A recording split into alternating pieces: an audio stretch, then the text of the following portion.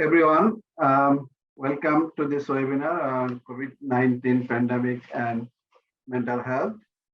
I am Asad Islam, Director of the Center for Development Economics and Sustainability. This webinar is hosted by the CDS at Monash Business School. This is a part of our webinar series, COVID-19 and beyond. We have started last year in May. So it's more than a year now. We are organizing this webinar series covering a range of issues related to the pandemic. Before we start our webinar, we would like to acknowledge the traditional custodians of the lands on which our 4 Australian campuses stand and pay our respects to their elder, past and present and emerging. So the pandemic has posed us a lot of challenges. As of today, more than 3.5 million people have died due to this pandemic, and several more million people are still suffering due to different kinds of morbidities, and a lot of people have lost their livelihoods, and there are massive disruption in terms of the economic activities due to the lockdown, due to the market closures and other issues due to pandemic. So these consequences affect people's emotional and psychological health, and it's likely to have a even severe effect among the poorer people, among the people in low and middle income countries, particularly because they have a poorer healthcare system, high population density, and lack of resources and limited coverage of social safety nets. So mental health experts have already warned us that this pandemic will have a large and significant consequences on mental health issues people around the world, and we are delighted to have experts to hear from them about the effects of pandemic and what we can do to address these issues. So this today's webinar will be moderated by Professor Stephen King. Stephen is currently a commissioner of the Productivity Commission. He was the presiding commissioner for the recent inquiry into the mental health of so he and before he joined this productivity commissioner, he was actually one of us, and he is still he is currently also our adjunct professor. He was the dean of the Monash Business School, and before that, long before probably, he was a student of Monash University as well. And he has a PhD from Harvard. So thank you, Stephen, for moderating this webinar. So just for the audience, this webinar will have a Q&A session. You can post your question in Q&A function, and we will get back to you after our speakers speak and during the Q&A session. So we are fortunate to have our 2 speakers. Unfortunately, we are missing today Professor Vikram Patel, who was supposed to be in India this time, but he could not be there. And so he could not attend this webinar. That's it from me. So over to you, Stephen. Thanks, Asad. Oh, I'm getting a bit of so fine. Let me just start with a bit of background for today's webinar. Now, as most of you will be aware of, the prevalence of mental illness and the role of treatment and support for mental ill health were all major issues really in every country around the world prior to the COVID-19 epidemic. In many countries, the cost of mental illness is either unmeasured, or they're underestimated, or they're simply ignored. There's an imbalance in many countries between the resources provided to support physical illness compared with those provided for mental illness. Let me give you a bit of an example, and it's going to be an Australian example. As Asad said, the Australian Productivity Commission, of which I'm a member, recently completed a report into mental health in Australia. And as part of this process, we estimated the annual cost of mental ill health, both to the Australian economy and to the community. Even using conservative analysis, these costs are extraordinarily high. So we estimated the direct economic cost of mental illness to the Australian economy, so costs such as health services, providing care, lost productivity, they're around 40 billion to 70 billion Australian dollars per year. If you want an exchange rate, multiply by about 0.8 to get back to US dollars. The additional costs of lower health and loss of life, which we measured using QALYs and a relatively conservative value of statistical life, they're even higher. We estimate them at around 150 billion Australian dollars per year. Now, let me put that in context rather than worrying about exchange rates. This total cost, around 200 to 220 billion Australian dollars per year, is the equivalent of around 10% of Australia's annual economic output in 2019, so pre-pandemic. So the cost of mental health is huge in Australia, and we don't think we're an outlier in any sense. There is no evidence to suggest that Australia is somehow systematically worse than most countries around the world. So I think that number, about 10% of GDP of annual output per year, is probably a nice sort of touchstone figure for the sort of costs that we're thinking about for mental illness. Now, why are these costs of mental illness so high? And why do I believe they're common to all countries? Well, they're common because the underlying causes are common.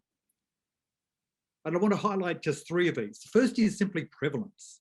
In Australia and in some other countries, such as the US, measured mental illness around 1.5 people, 1.5 adults, meet the diagnostic criteria for mental illness in each year.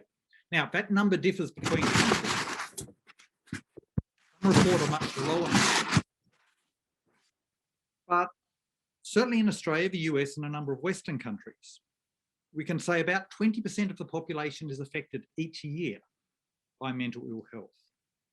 Now, I don't want you to walk away from that number thinking, well, mental illness is somehow a developed Western European or Anglo disease. No, part of the reason why I say those numbers differ around the world is due to a second factor that feeds in to the cost of mental ill health, and that's stigma. We know that in many countries, mental illness is stigmatised. Now, for example, the Productivity Commission found in Australia that stigma about mental illness exists not only in the broader community, but it also exists in the medical professions. There's clear evidence that GPs, doctors, treat people with mental illness differently, even if seeing them about a physical illness. So stigma is a major reason why the number or the prevalence numbers for mental illness differ around the world. A fair bit of it's due to simple underreporting in mental illness in many countries. In many countries, mental illness is hidden, those with mental illness shunned, and treatment is either not available or not sought. Now, the third reason for the high cost of mental illness is the age of onset. Unlike physical chronic conditions like cardiovascular disease, cancer, diabetes, arthritis, these are diseases of old age. In contrast, mental illness often impacts the young. Again, from Australia, people aged between 16 and 25 years old have the highest prevalence rates of mental illness. It affects their schooling, it affects their employment prospects. It affects them throughout their life, exacerbating the personal and social costs. So all countries had a mental health problem going into 2020 and pre the COVID-19 pandemic. They now have an even bigger problem. due to that pandemic. These effects are not simply due to the stress of the pandemic itself, but also the result from the responses to the pandemic. So, for example, those of you who, like myself, are in Melbourne, we're enjoying a lockdown, which came in last night. Lockdown, school closures due to the pandemic both increase stress, but they also raise, for example, the risk of domestic violence, a risk overwhelmingly faced by women. Now, in this webinar, we have two exceptional speakers. First, we will hear from Professor Harvey Whiteford. Professor Whiteford is a Professor of Population Mental Health at the University of Queensland. Medicine, Psychiatry and Health Policy at Stanford University, Australian National University. He's held senior clinical and administrative positions, including those of Director of Mental Health in the Queensland and the federal governments in Australia. He worked for 10 years on the design and implementation of Australia's mental health strategy and was chairman of a working group which oversaw this initiative. Most importantly, however, Professor Whiteford worked with me in the Productivity Commission team for our mental health inquiry as an Associate Commissioner, and I'm sure this is the highlight of Harvey's entire career. Second, we'll hear from Professor Jacinta Kulkarni, AM. Professor Kulkarni is Professor of Psychiatry at the Alfred and Monash University in Melbourne, Australia, where she founded and directs a large psychiatric research group, the Monash Alfred Psychiatry Research Centre.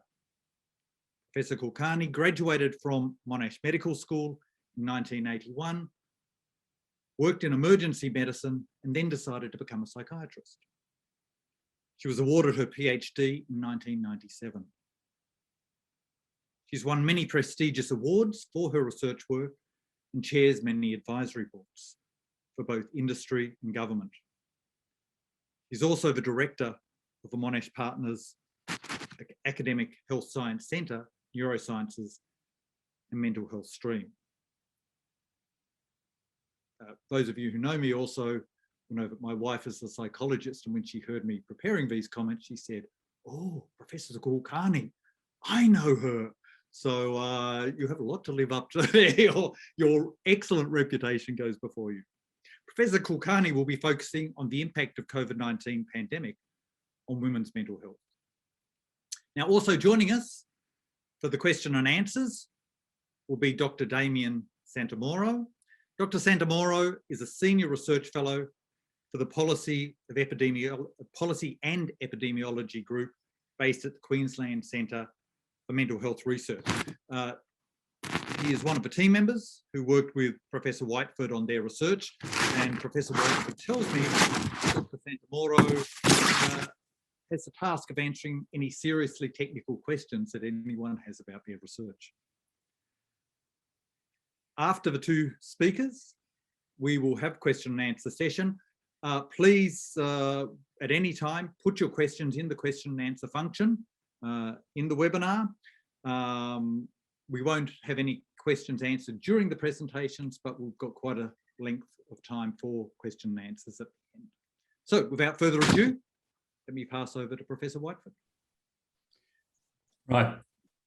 Thank you, Stephen. So my connection was playing up a little bit, but I hope that Stephen can show the slides. So if we can start, I'll go through this piece of research which we wanted to present to you, which is fairly new and isn't yet in publication, although it is about to be.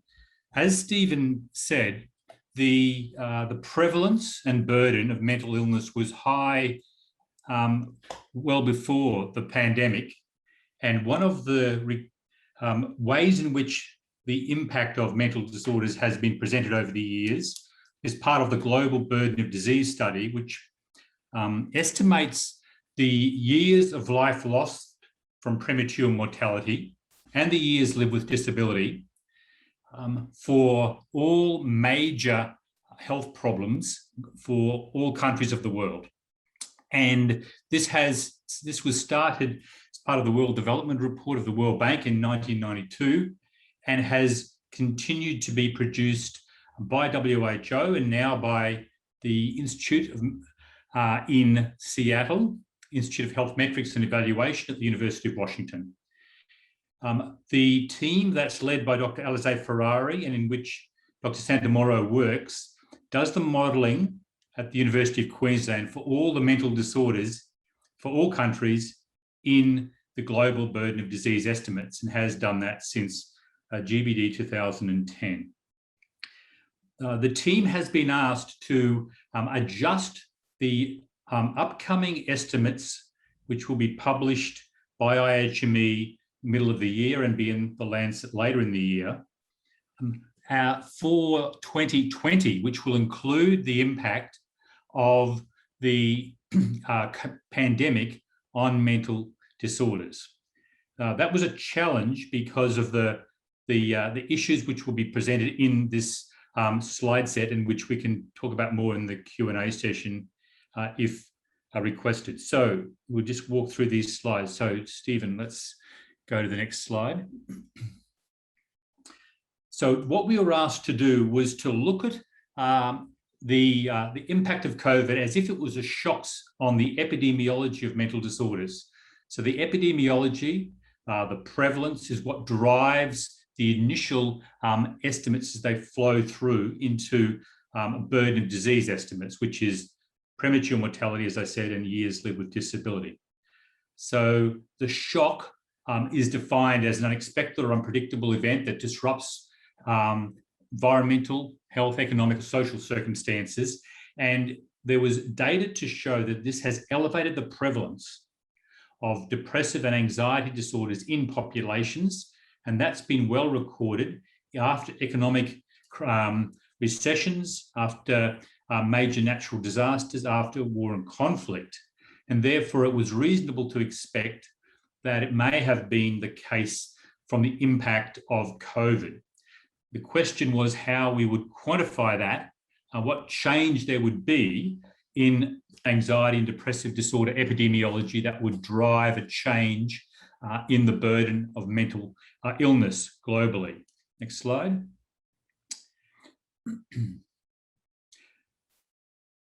We'll just click through because I think it's like, thanks. So to do that, we needed to model the prevalence of anxiety and depression in a non-COVID scenario. So that just jump back to the non-COVID scenario obviously is the year before COVID, 2019. We would then have to look at the prevalence that we would have in, or estimate the prevalence we would have in 2020. There wasn't a national epidemiological survey done in hardly any countries for 2020. So we had to find a way to estimate what that change was. So we wanted to estimate the change from 2019 to 2020, and that change would allow us to adjust the prevalence for 2020, and that would then allow us to adjust the burden. Next slide, thanks. So to do that, we started to look for any literature about what the change in the mental health of populations was in the year 2020. We needed to do that by a systematic review of literature published about mental health changes, which might be looking at measures which may not be epidemiological surveys at the at the diagnostic level, but they may be measures of mental health that we could use to estimate what the change in prevalence might be. And a lot of this was in the grey literature as well, as there was a lot of report about the mental health on populations, and some of that may have not been published, but maybe in various other grey literature sources.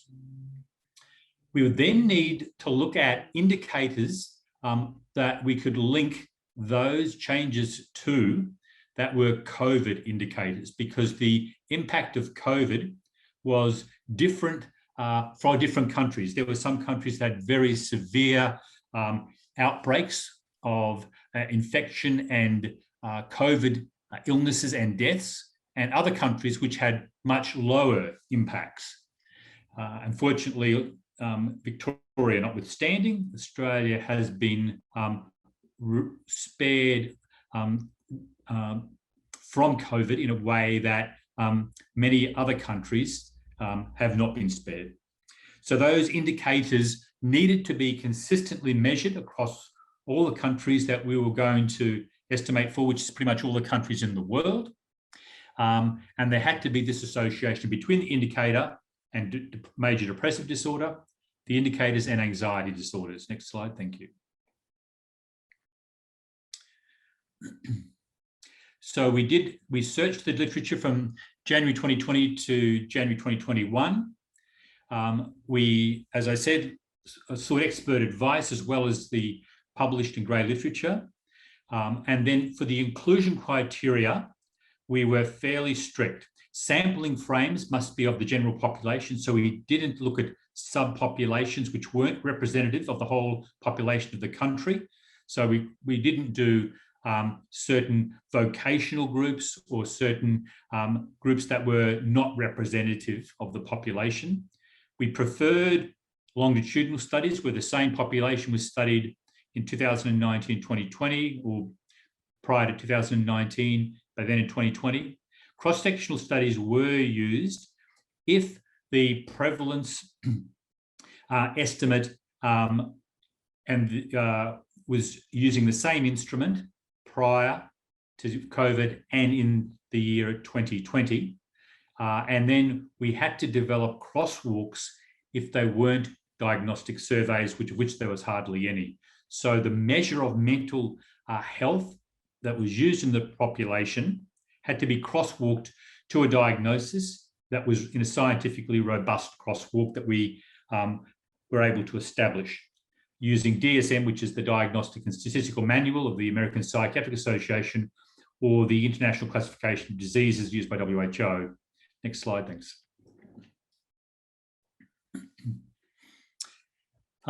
So without going through the detail of this, there were records we found of 5,682 possible records we could use. We ended up using only 48 of these in our meta-analysis.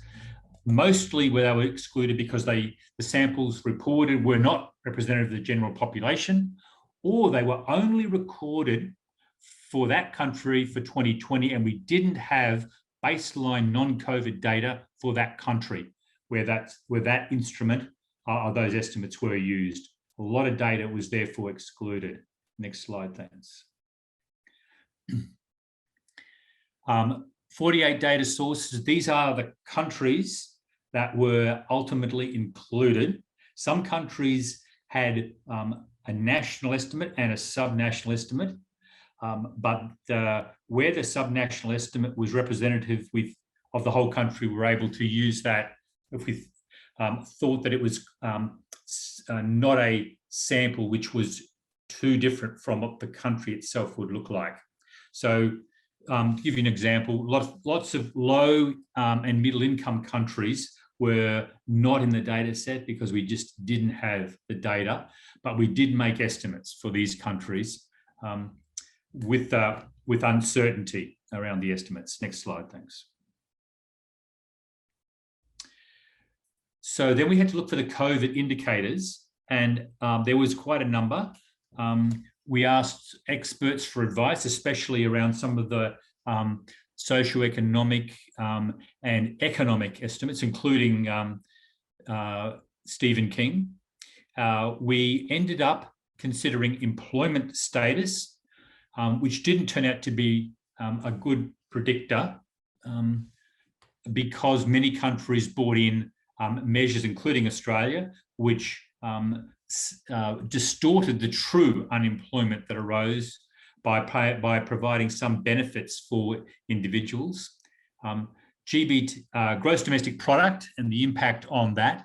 Again, we considered that, but didn't find that to be very effective as a measure. Partly there's a lag in some of that data, and again, government spending or other changes impacted to some extent on how reliable that was. Human mobility we used, which is a measure of tracking of individual movement through anonymous cell phone data, which, as we'll see, actually was not only widely available for most countries, but was also a reasonable measure of the change in the behaviour of the population arising from COVID. Lockdowns, or not going to school, not going to work, or isolating for fear of catching COVID, or being unable to move around because you were unwell with COVID. So that measure was included. COVID-19 deaths were included, and COVID-19 infection rates were included. Next slide, thanks. Just click through these. So this is the analysis. We used a meta-regression Bayesian tool, which is well known to people who know the global burden of disease work. It's a tool that is being developed over many years at the Institute of Health Metrics and Evaluation in Seattle, and it's used to provide some of the data that arising from the epidemiology for the GBD, or the global burden of disease methods. We ended up using the logic difference of the estimated prevalent mental disordered cases in the pre-COVID year and in post-COVID. We ran the predictors of this change through the model: human mobility, COVID deaths, COVID infections, ages, and sex. We used bias covariates, cross-sectional data versus longitudinal data. So we adjusted for cross-sectional data, which we didn't think was as strong as the longitudinal data. We ran it for both depression, anxiety, and then anxiety, depression together. And some of this sampling was market research quota sampling, and that was adjusted to the level we did with random sampling, because clearly random sampling was the gold standard in the model. Next slide, thanks. So here's the results. So just spinning through, this is the key sort of result. We did find, as people would expect, the prevalence of major depression and anxiety disorders as a group to be higher in 2020, in the post-COVID year, compared to before COVID-19 pandemic came. The covariate human mobility was associated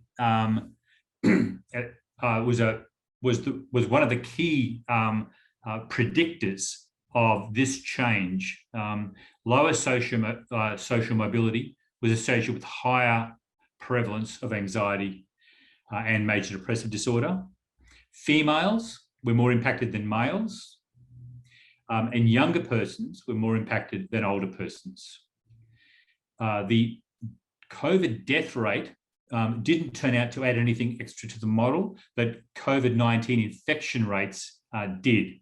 The higher the infection rate, the higher the prevalence of anxiety and depression. Next slide, thanks.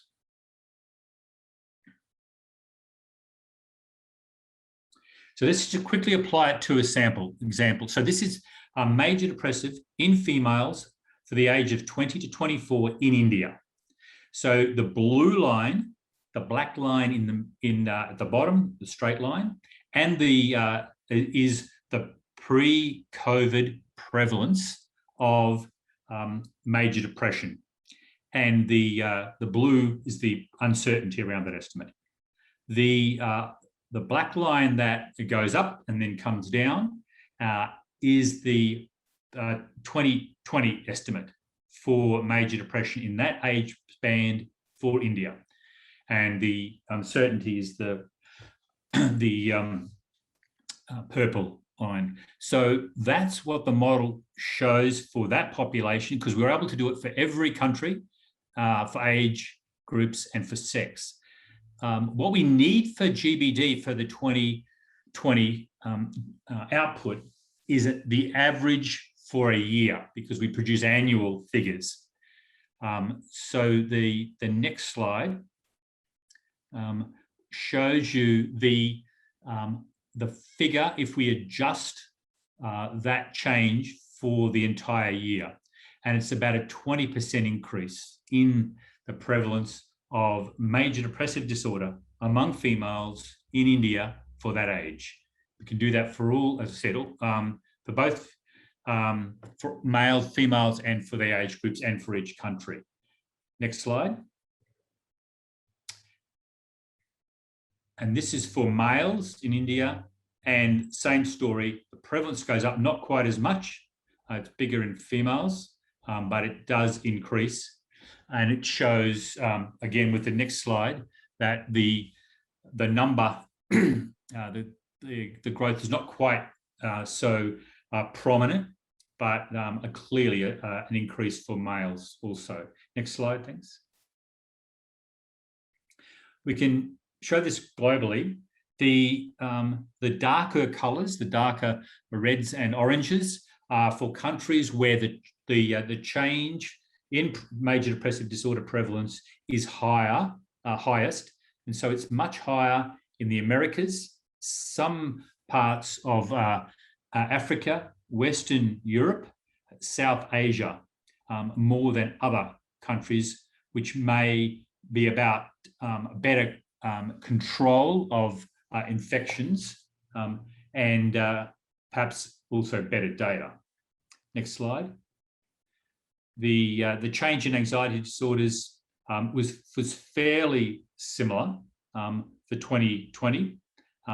Similar countries. It was higher in some countries such as China and Australia and New Zealand than depressive disorders. But nevertheless, the picture is not too dissimilar. Next slide, thanks. So many limitations to doing this work. The results clearly shouldn't be interpreted as indicating that human mobility and COVID infections are direct risk factors. It's something about what they represent.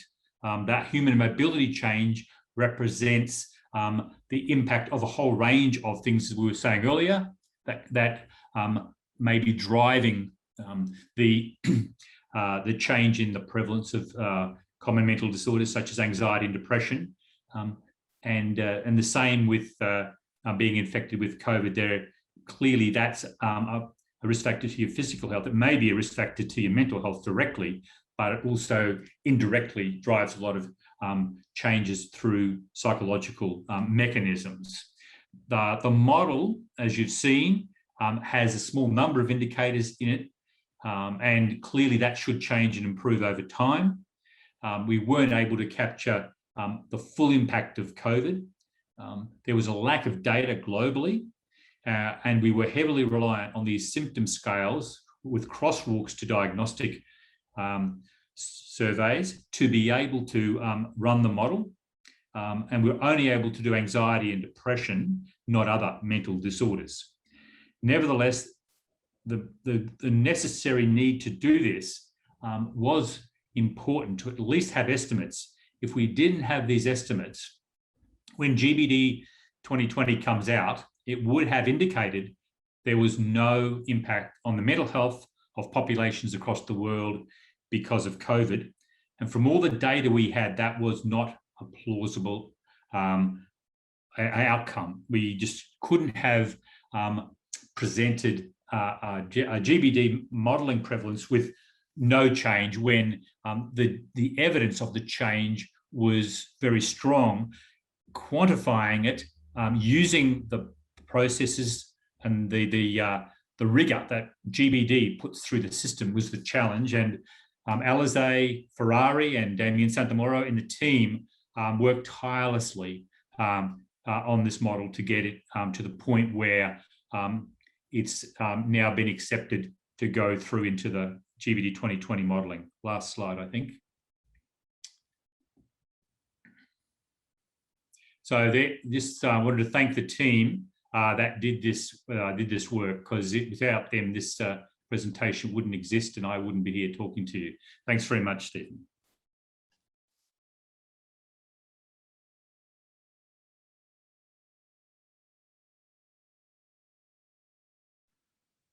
Right, thanks, Harvey. Sorry, just getting off the stop sharing and making sure that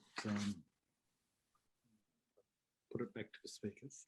And apologies at the beginning. I noticed there was a couple of comments in the Q&A saying I was rustling my papers, so sorry about that. Let's now hear from our second speaker. So, Professor Kulkarni, over to you. Thank you so much, Stephen, and it's great to be on this panel, and particularly thanks to Harvey for an incredibly amazing piece of work. So I'm going to be speaking more specifically and perhaps drilling down into more of the details, looking at the clinical pictures for COVID and women's mental health. Just as a context, when we think about women's mental health or even male mental health, we do think about it in layers, in the causality, that at the very center is a genetic or bioneurological cause, then psychological aspects, social and cultural aspects. So quite a wide range of factors that really go together to increase the propensity for a mental ill health condition.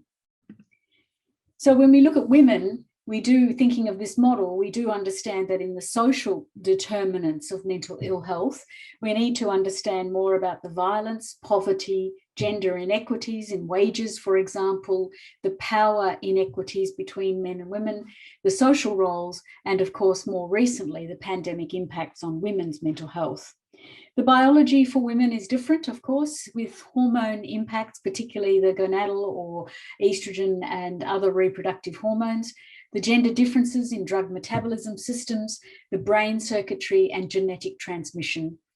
In the psychology domain, we need to understand more about the psychiatric illnesses as they present very differently in men and women because of gender differences in psychological responses to stress and defense mechanisms.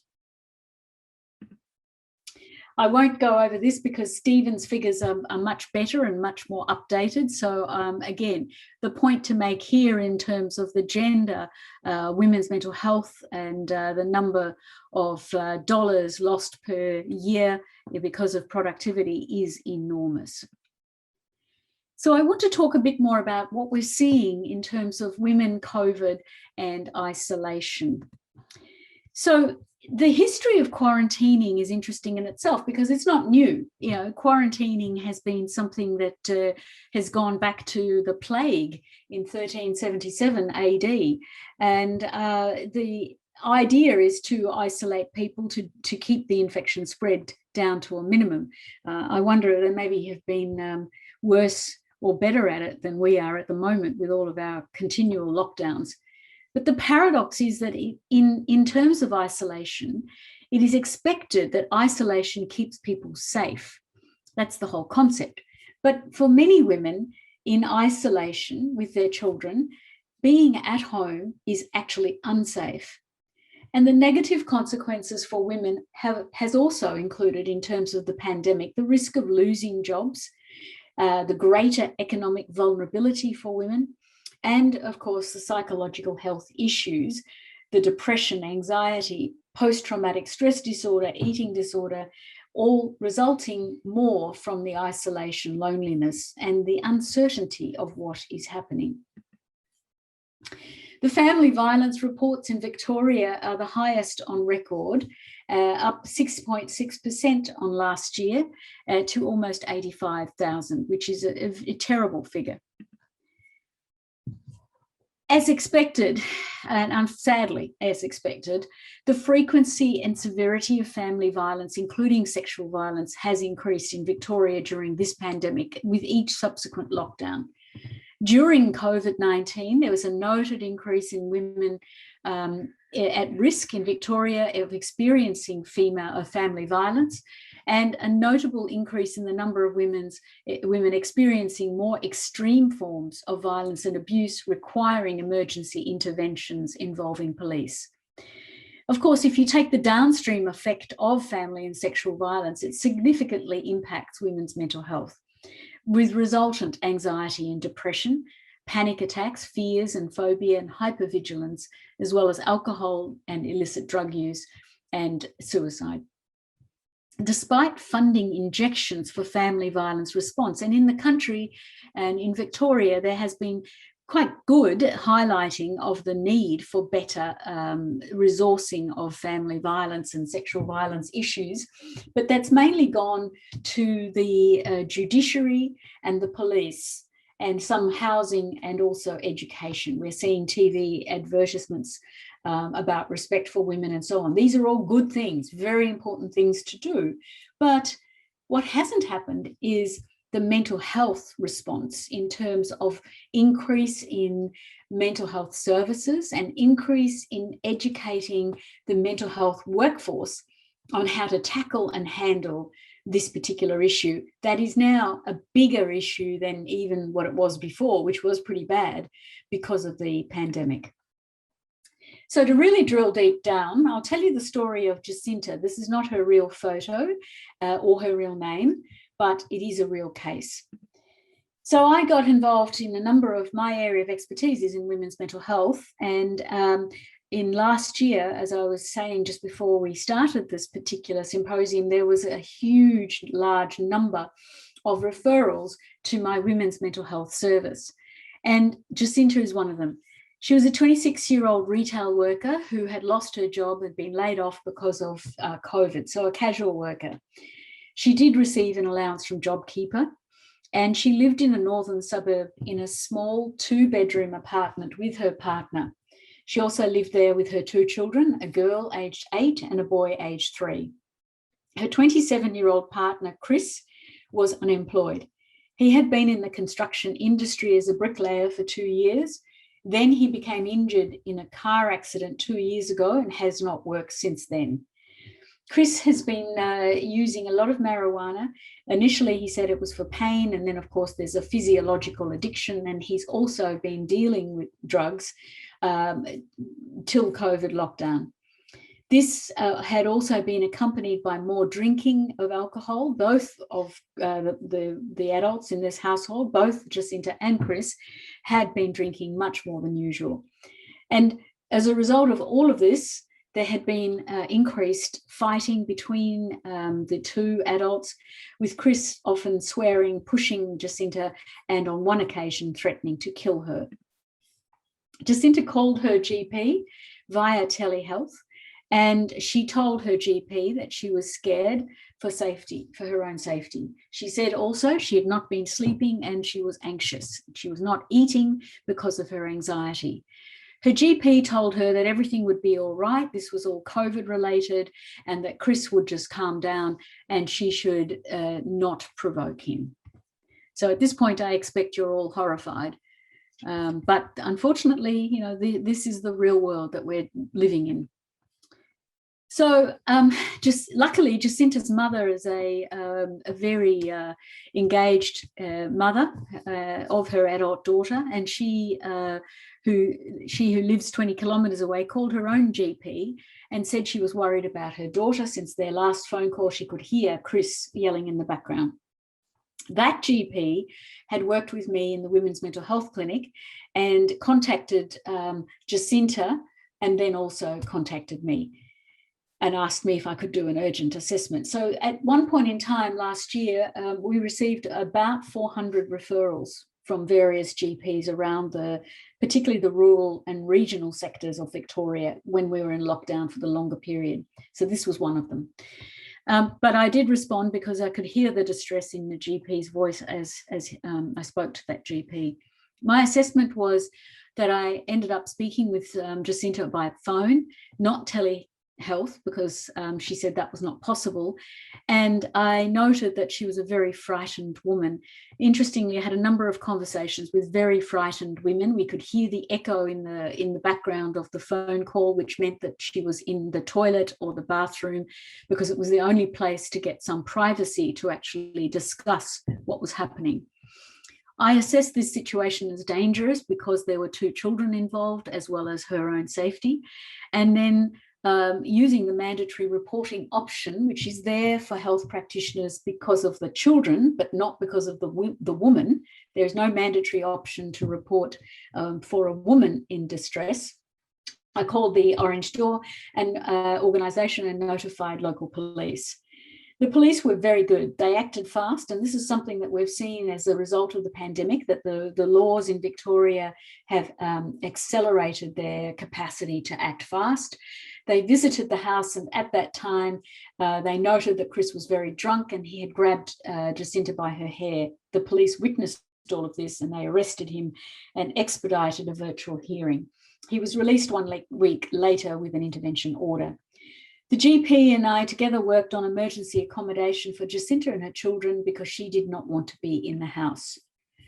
So what happened to Jacinta? Well, then we had to engage her and help her with her psychological treatments. She did engage well in psychotherapy for post-traumatic stress disorder, although the specialist therapists who can do this are very limited in number, but we managed to cobble together a program. I organised interim medication via the general practitioner for sleep and anxiety relief, and we also got a child psychologist involved for both children. I actually had an appointment with Jay last week, and I'm pleased to report to you that she's doing very well. She's happy, she's working as a manager in retail and is living in a rented place near her mother, who also does babysitting. The children also are doing well. Now, I present the happy story because I don't want to depress everybody, but you know, this is one of many stories, and many stories do not have a happy ending. And these are the patients that we're involved with. We have the only women's mental health clinic, which is dealing with women's mental health in general, in pretty much in the country in Victoria. There are perinatal clinics, but there are no specific general women's mental health clinics. So that brings me to women, COVID, and anxiety and depression. And we've heard some excellent details from both Harvey and Stephen. We did a survey ourselves at the centre. Caroline Gurvich is the chief author of it. And it's much smaller than other surveys. But what we did was we wanted to get a quick feel for what was happening in the state of Victoria at the time that we were going into the first lockdown. And so between the 3rd of April and 3rd of May, we collected data on 1495 adults. And like many speakers have pointed out, that women were more affected in terms of having the moderate to severe levels of psychological distress, severe levels of depression, 35% compared to 19% of males. 27% had moderate to severe levels of stress compared to 10% of males, and 21% had severe levels of anxiety compared to 9% of males. So you can see that that pattern is quite a clear pattern that has been shown in many surveys. This is another part of that survey, which is again looking at the suicidal thoughts. The highest rates were amongst young women aged 18 to 25, and this was reflected in presentations to mental health services in Victoria, reporting a significant increase in women presenting with serious mental ill health during COVID. The online survey was open to the general public, and again, we were quite stunned to note that there's quite a high percentage of males and females identified as having that they had a current diagnosis of mental ill health. Jane Fisher, a colleague at Monash, and her colleagues did a bigger survey nationally, 13,829 respondents. And again, they found that mental health problems were at least twice as prevalent as in the non-pandemic circumstances. They also showed that the people most likely to have symptoms and low optimism had lost their jobs, lived alone, or were in poorly resourced areas, or were caring for dependent family members. Also, the people who did worse were members of marginalised minorities, or were women or young. So we have some special issues to deal with in pandemic and other circumstances for women. So women's mental health is greatly impacted in terms of such things as a pandemic, because women are predominantly the carers in our society. And when in isolation, this caring role becomes quite an onerous burden, because there's a lack of respite and often a lack of support, where women will often receive support from each other and from other members of the community to take part in the caring role. Migrant and refugee women in the particular pandemic lockdowns and so on experience greater issues because the language barrier becomes heightened. There is an isolation from the cultural community support, and again, that lack of support leads to worsening of mental health conditions.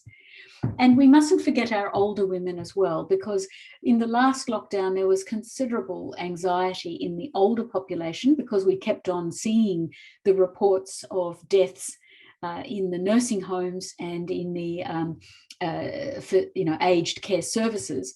And so many older women were saying things like, we're told that if we go outside and we get sick, then we will get really sick with the virus and we will die.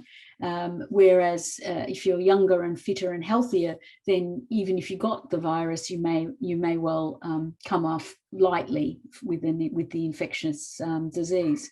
So the older women in particular felt the isolation badly when they were particularly isolated from extended family, and vice versa. So often the grandmothers were sorely missed by women who were trying to do everything in the household, as in doing the online education with their children, and also trying to hold down working from home without the support of the grandmother, who they usually would have had some babysitting help with.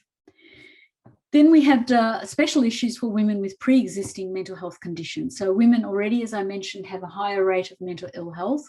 And of course, all of it got worsened by the pandemic. So we were seeing women with depression, anxiety, this condition called borderline personality disorder, which I have several other lectures on, which we prefer to use the ICD classification system and see this as a post-traumatic stress disorder, as well as OCD, obsessive compulsive disorder, and eating disorders. Both directions got worse. That is, women experienced anorexia, where they were losing weight and not eating. At the same time, there were several women who had overeating and gained an enormous amount of weight also.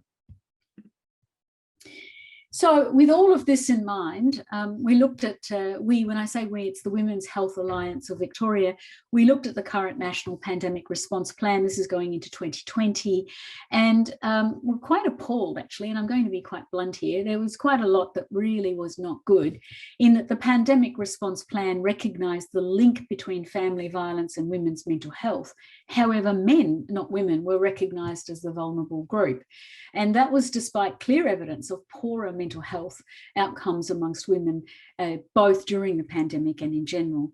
There was no recognition in the Pandemic Response Plan for gendered social and economic inequalities that drive violence against women and also drive poor mental health outcomes amongst women and girls.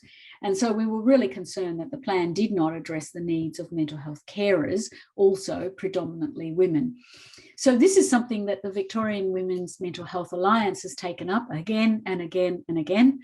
And we kind of get to a point of some despair when we see budgets good being increased to be spending on mental health, but not directly targeting or providing inputs into things that will really make a difference for women's mental health. And the gender blind approach to many of the reform group reports that come out is somewhat disturbing. So the Royal Commission into Mental Health Reform happened in Victoria.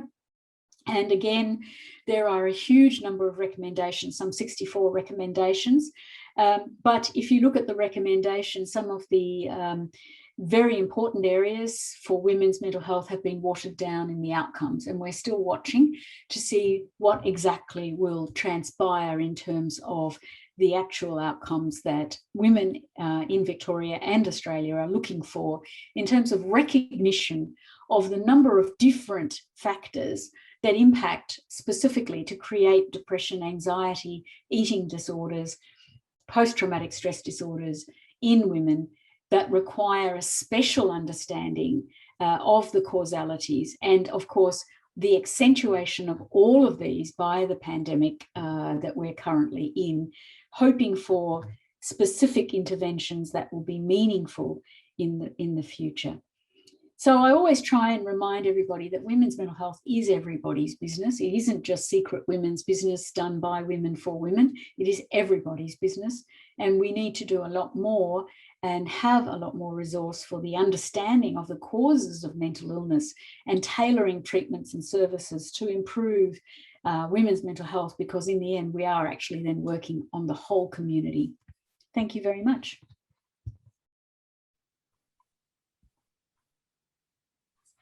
Thanks, Jayashri. Let's open it up for question and answers. So pop Harvey back on as well. Yep.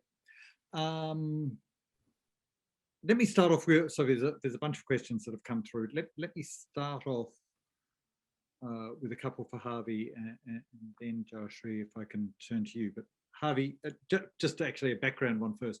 I think your work, it's under submission or is about to be submitted, because we've had a few questions sort of say, oh, where can I get more details of the analysis and so on?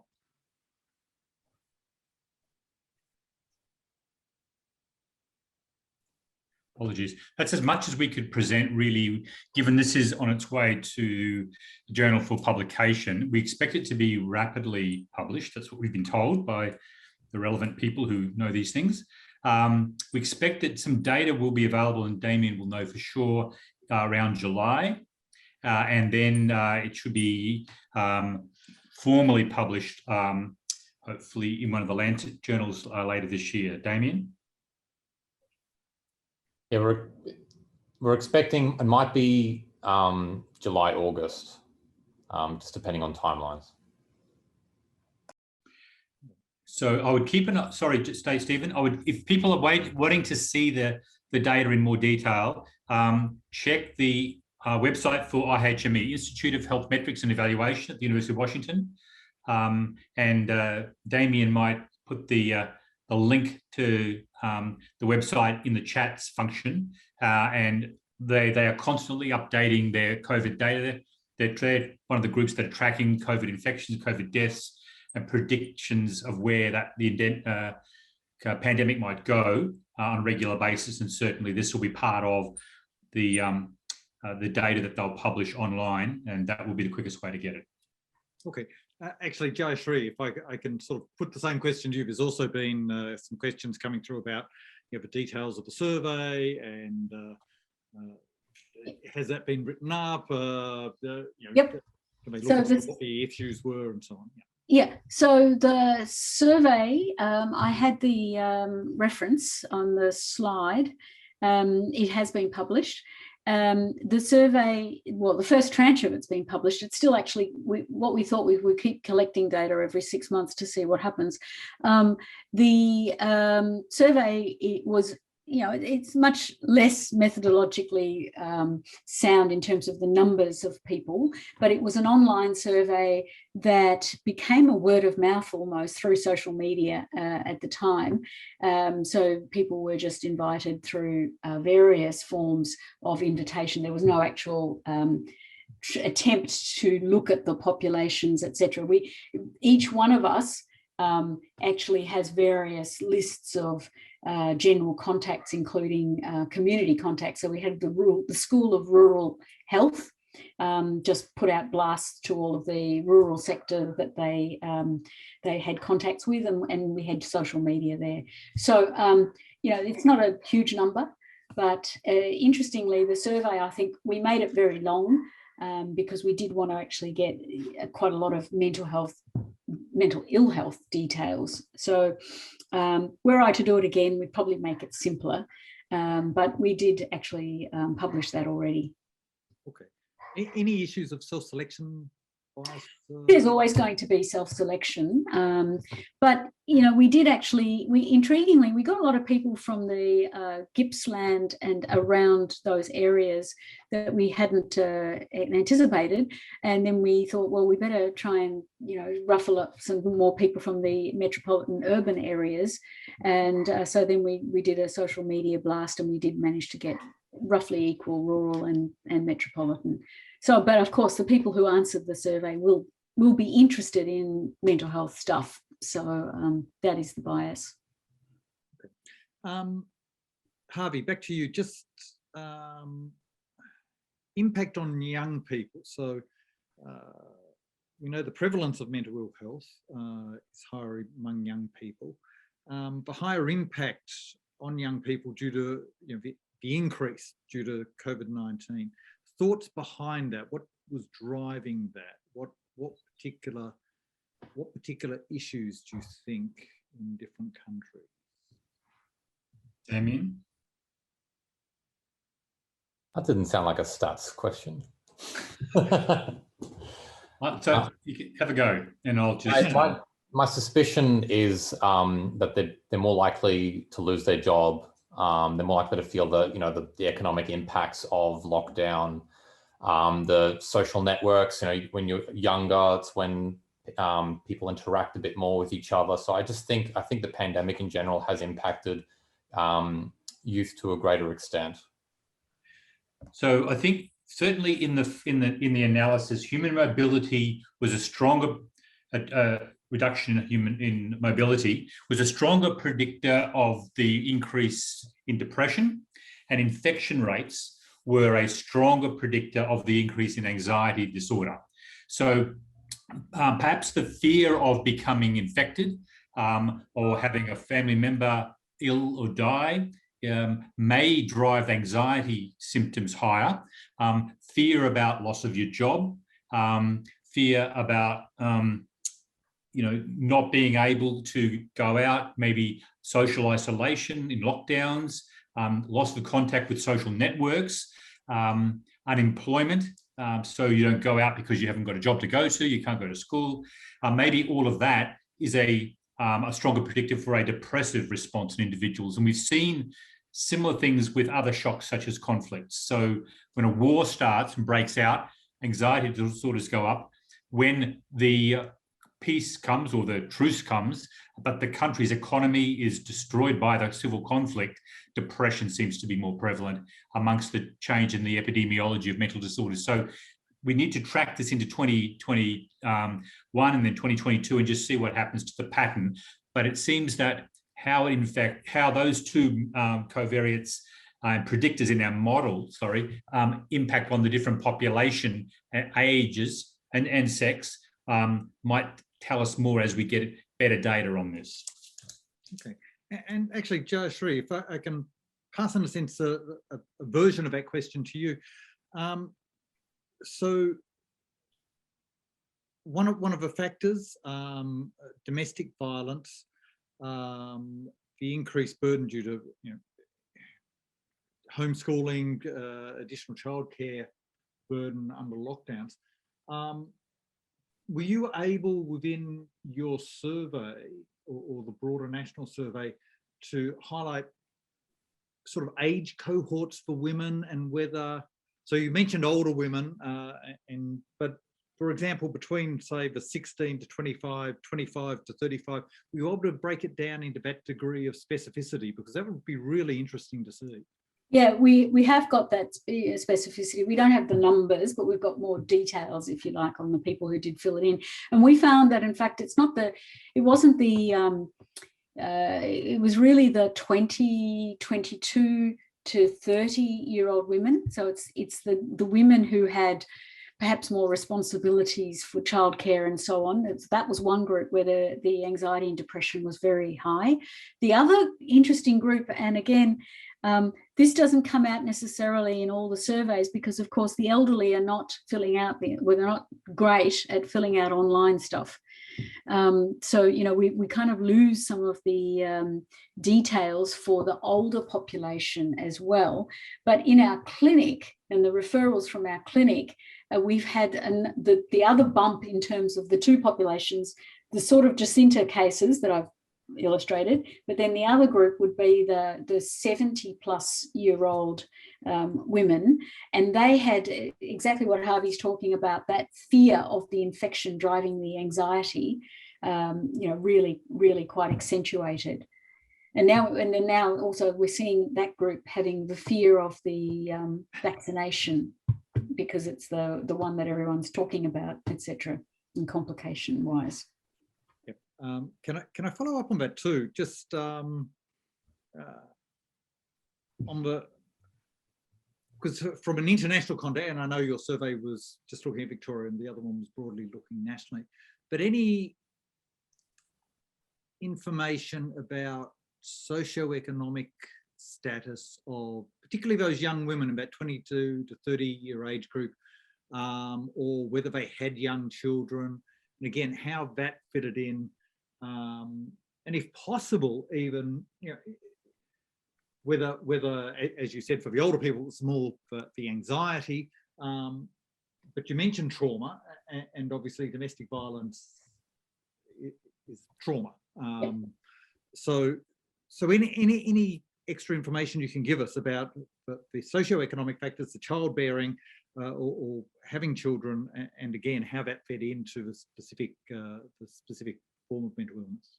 So Caroline Gervich, who's the chief author on the paper, and I were pseudo-jokingly looking at the figures, and it was very clear that the women who had children fared worse, and fared worse in all the mental health parameters. And so, you know, we were saying that this is not a protective factor for women to have children, but you can understand it. You know, it was the actual extra added responsibilities, and fear and concern for self, but fear and concern for children as well. So we haven't, you know, that is actually in the paper, but we haven't actually then you know, tried to do a really very detailed sub-analysis of it, because we don't have the big numbers like the other studies do. Okay, Harvey, can I pop back to you and Damien on similar sort of question, but slightly different angle. So one of the questions in the Q&A was the correlation of the mental health effects with the stringency index, which is apparently an index of stringency of presumably interventions, measures, lockdowns due to COVID. Also just looking at, and I have no idea, I've never come across the stringency index, so hopefully you guys have, but regardless of that, just looking at your map, Europe, you know, comparing Europe and North America broadly, so the US and Canada, I sort of thought, well, that's interesting, because of course they both had significant COVID. You can say, well, the US had it much worse than Europe, certainly in terms of death rates and so on. But if you look at Canada, and on at least one of your world maps, it seemed to fare worse than the US, and yet Europe didn't, which again seems to, you know, Canada, I know just from personal contacts there, around Ontario had a very strong lockdown, probably stronger than most parts of Europe. Europe was varied. So I'd be really interested in that, if that relation to stringency, and also, again, socioeconomic effects. Is there any views, I mean, either formal or informal in your work, is how much are socioeconomic effects playing in? Again, I was interested in South America because one, I can't remember which order, one was only, looked like Chile was the main darker area, but on the other index, I think it was anxiety, it was most of South America. So again, I was thinking, well, socioeconomic effects, I would have thought would have fed in more broadly. So those two things. Right, so I'll just start and Damien will give you the real answer. So I think because, so the two indicators, COVID indicators in the model, remember, at the end of the day were human mobility and infection rates. So if the infection rates were low because there was massive restrictions like lockdowns, they just shut everything down, then less people may have been infected, but the impact of not going to work, not going to school, being locked away, not being able to go out, all being disconnected from your social network, all of that still plays a role in the mental health of the population. So a bit like, you know, this whole argument a bit around how much should we lock down because of this economic and social impact, how much should we, you know, risk deaths in the population by less of a lockdown. That balance is what countries have tried to strike. What we have seen, I suspect, is that either way, there is a mental health impact. And that, as I said before, the restriction in mobility seems to drive depression more, increase infection rates in the population drive more anxiety disorders. So I suspect some of those things are in play in different ways in different countries. And then they go through these waves of restriction opening up, more infections and deaths, lockdown again. And we have to balance that out for the pattern for a whole year for 2020. So Damien, I don't know whether you have any additional comments. Yeah, so just that, I guess these two indicators they're acting like proxies for lots of different things. Human mobility reflecting, reductions in movement because of anxieties as well, but also we suspect that it also captures some of the socioeconomic impacts. If people are losing their jobs, then they're not traveling for work as much. If businesses are closed, people aren't moving around. So it's important to note that we're not saying that human mobility or infection rate causes the elevation of depression. These are acting as the best proxies we have to the change. And it's interesting you flagged Canada versus the US, because that was something that when I was generating these plots, a distinction I found as well. And the reason for that, I'm glad I have the answer to that actually, because I've looked at that what's going on. The reason for that is because, so for depression, where human mobility is the greater indicator, the stronger indicator. So Canada having stronger lockdowns, people were moving around less. That's why Canada looks more elevated in the change in depression. Whereas in the US, it was kind of the opposite going on. People were moving around, the drop in movement wasn't as much. But the infection rate was a lot higher. And so the anxiety is more elevated in Canada there. And we also have to remember that this window that we've done this for is 2020. So there's been a lot, in the last 5 months that's happened for COVID. One of the things in our maps that actually recently got flagged by collaborators is that Russia looks too low. Russia looked great. Yes. Where now, if we were to do this up till the current date, then the map might look quite different. Yeah, I just wondered whether it was actually that we just didn't have the data coming out of there. We do, but it's just that window. So I think looking at the map, the projected infection rate across time, Russia really starts to peak around like December, November. So they're just those last 2 months of the year. So we just don't quite capture within our time window the impact for Russia. Changing direction slightly, Jayashree. I want to focus on a few of the things that you said in your presentation that have come up with questions both in the Australian context and outside. So really frontline services. So I guess the first one, GPs. As someone who wandered around the country, I guess, for the best part of 18 months pre-COVID-19, trying to learn about mental health and how people's experience with the mental health system in Australia. The story you gave is not uncommon, just the variance in responses by GPs. Any thoughts on your own thoughts on the training of GPs, that variability of response, and what could possibly be done about it? Yeah, huge question. It is in the variability, because I could have equally presented another case where the GP was right on top of it. Well, I suppose in the case of Jacinta, we had, 2 GPs who had completely different proactive views and proactive stand. It becomes the issue of the 7-minute consultation that we're battling. You know, that the rebate system is for GPs based on the short consultations, and many GPs will tell us and do tell us that in fact this is really, really difficult to actually try to get a story of domestic violence from a woman who's living in a domestic violence situation is a really hard task. I have the luxury in my clinic of very long consultations. We sometimes will spend 2 hours with a patient. We'll have cups of tea and, you know, biscuits and all sorts of things, for the very fact that it is a long story, and the confidence in the doctor has to be gained and the trust, so that then you can ask this question. And we're expecting our GPs to manage something as huge as domestic violence in a very 7 minutes to 10-minute consultation, where the woman may, you know, and often does want to keep it hidden.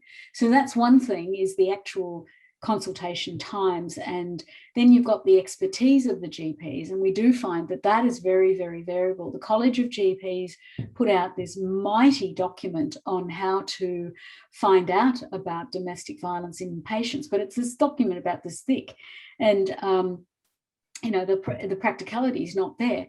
Plus also, we also discovered that many GPs, and this is in another study that we did, many GPs have said, I operate on a don't ask, don't tell, because if I do find out that she has domestic violence in her life, I don't know what to do about it. I don't have the resources. I don't understand, you know, often I can't say leave, or where would she go if she had 3 kids under 5. You know, that's a whole scenario that involves a social milieu rather than a medical direct treatment option. So we have all sorts of factors that do revolve around this.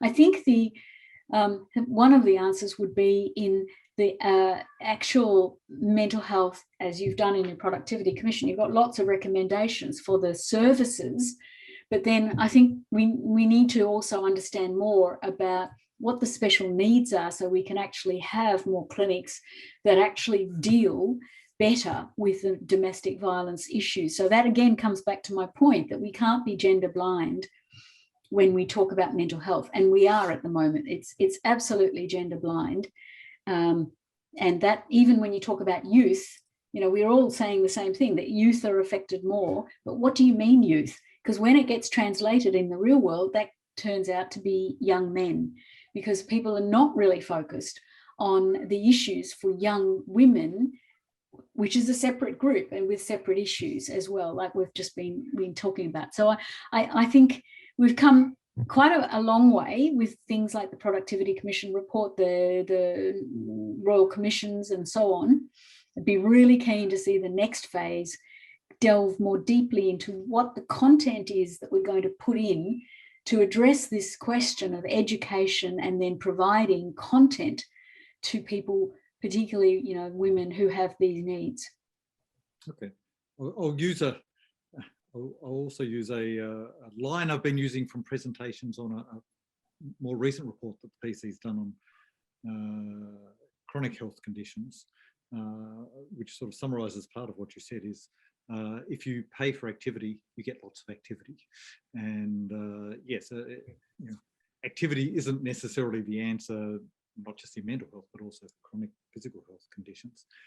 Can I follow up also just on one of the questions that's being put up, and I'll give a plug for Assad, and as a member of a team that has been looking at women's mental health during COVID-19 in Bangladesh.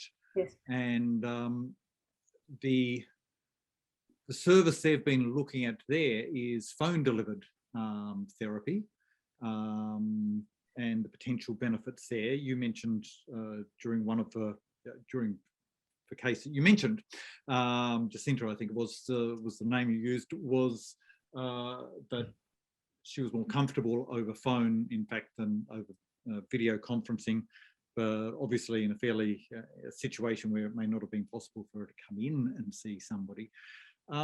Thoughts about, well, and also thinking outside Australia again, we have shortages of GPs around Australia, but if you go to India, for example, at the moment, because the number of people I know in India, you cannot, in Mumbai, for example, simply can't get a GP. I mean, the idea of going and having an appointment at a GP, it's simply non-existent. So other services are really needed. So thoughts on those. So what services should we be thinking of, both in an Australian context and in a broader international context, to try and make sure that women have the services they need when they need them, rather than facing just bottlenecks?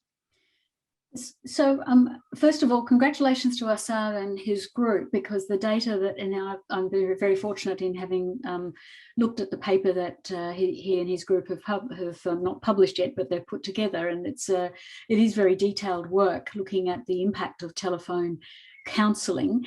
And what was used and what is continuing to be used is the if you like, sort of lay counselling, not the psychological or psychologist counsellors, or certainly not medical counsellors.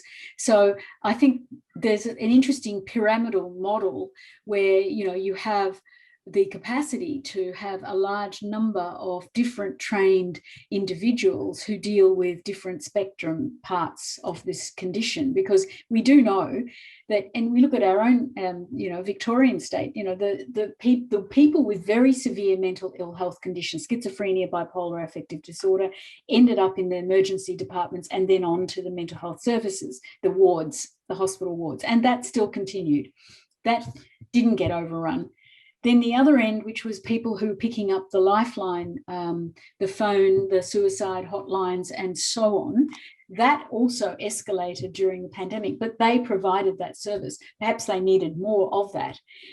The bit that was in the middle that really struggled was the group of people who perhaps in other times were getting along with a bit of anxiety, a bit of depression, but they kind of got on with it. When the pandemic hit, that exploded, and that group really were the ones who didn't have anywhere to go. So it's that middle bit that really the private sector would do well by that bit, but they didn't have private health insurance. They couldn't access the private bit.